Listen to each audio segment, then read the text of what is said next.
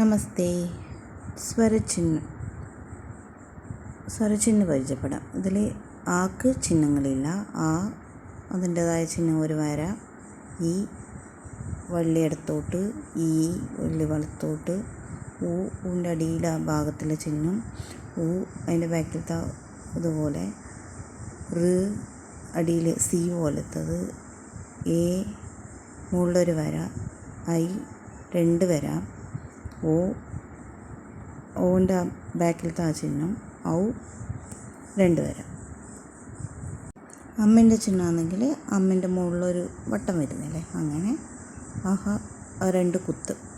ഇങ്ങനെയാണ് ചിഹ്നങ്ങൾ ഹിന്ദിയിലും വരുന്നത്. പിന്നെ ആദ്യത്തെ വാക്ക് നോക്കുകയാണ് കലം. കലത്തിന് കാക്ക് ഒരു വിധ ചിഹ്നവുമില്ല.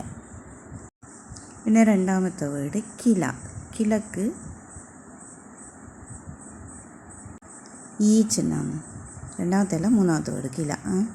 രണ്ടാമത്തെ വേർഡ് കാറ്. കാറിന് ആ ചിഹ്നമാണ്.